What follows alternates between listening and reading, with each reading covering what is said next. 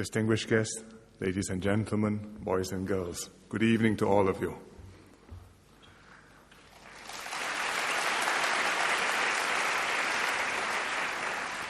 The theme you've chosen for me for this evening, Leadership Renewal, the Fourth Generation and Beyond, is a timely one for two reasons. Firstly, it's a vital question which concerns your future. And secondly, it's going to be an important issue in the forthcoming general elections. But important as it is for us in Singapore, by the standards of other countries, to talk about a future leadership and then a future leadership is a luxury. Today, I and my colleagues are doing our duties. They call us the third generation leadership. And I think we can serve Singapore for another decade before we grow too old.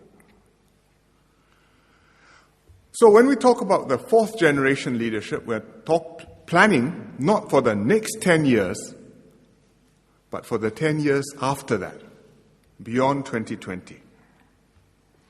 And very few countries worry about national leadership so far in the future. Either the leaders on all sides are preoccupied with immediate problems, or they are completely busy, taken up with staying in power and winning the next elections. So, Singapore is different.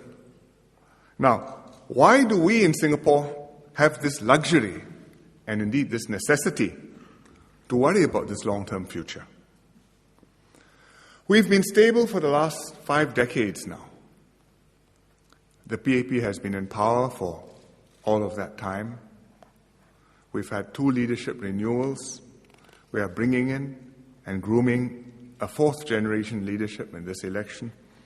And we are thinking beyond that to continue to find good people to come and serve Singapore. So tonight I'd like to discuss 2 aspects of this issue. First, how did it come about that we are sitting pretty like this? And secondly, when I say we are sitting pretty like this, I mean Singapore is sitting pretty like this. And secondly, how can Singapore continue to do well for many years to come? Today, the PAP is politically dominant, and people take it for granted. But we didn't start like that. It happened partly because of historical accident. In the early years, before independence, there were ferocious battles, both among the political parties and even within the PAP. And within the PAP, the communists and their sympathizers on one side, and the non-communists on the other side, battled over the future of Singapore and over political control of the country, or at that time, of a self-governing state. Eventually, in 1961, the leftists split off from the PAP and they formed the Barisan Socialists, went into the opposition, and for a time, the PAP and the opposition were almost evenly matched in Parliament. In fact, there was a period when the PAP was a minority government with less than half the seats in the Legislative Assembly. Then in 1966, after independence, the Barisan Socialists made a strategic mistake. Lee Hsien Loong, who was their leader, took the party out of Parliament onto the streets and ceded the political ground to the PAP. So in the general elections after that, in 1968, the PAP made a clean sweep, and it has remained dominant ever since. But long ago events in the 1960s are not the only reason why we are here today. The actions the PAP has taken over the last 50 years have been crucial. Firstly, the policies, the inclusive policies we've pursued. Secondly, the politics, the consensus politics we have fostered. Thirdly, the political system which we have built to work for Singapore. And fourthly, the leadership that we have built and the leadership renewal which we have implemented. which has made this whole system work. But firstly, it works because the PAP pursued policies which gave all citizens a stake in the country. We brought all citizens, whether you're rich, whether you're poor, whether you're Chinese or Malay, whether you're blue collar or white collar, a stake in Singapore and brought their interests close together so that their interests align with the interests of the country. We promoted growth, we created jobs, we raised incomes for everybody. We invested in education to give every child a bright future. We promoted home ownership for all and gave every household a substantial nest egg to protect. We created an egalitarian and meritocratic society where everybody is comfortable to mingle with one another. You go to the same hawker centers, you jog in the same parks, and whether you are rich or poor, even the poorest family in the land can aspire to have their children, if they work hard and are talented and do well, rise to the top. So having given everybody an interest in the progress of their country, the PAP then sought to represent a broad mass of Singaporeans and not just a segment of Singaporeans. Whether you're rich or poor, white collar or blue, whatever your race, whatever your religion, the PAP stood for you. This is your party. And into the party, we co-opted all those who were committed to serve the country and to make the country better in order to form a broad national movement. And therefore, we had made the PAP a national government that drew support from all segments of society.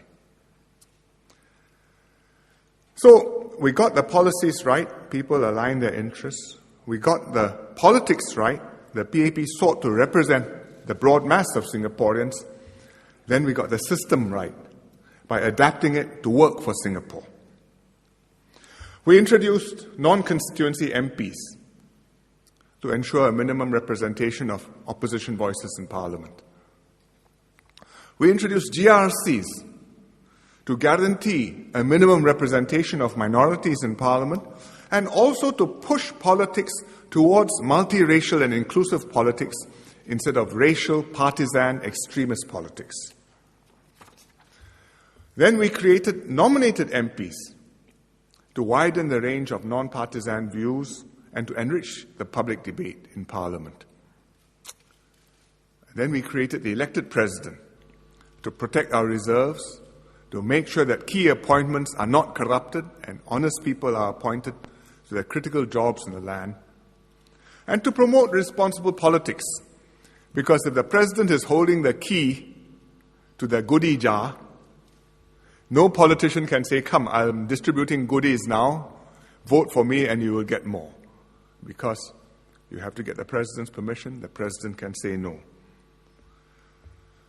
So if you want to spend, you have to show how you are going to fund your spending.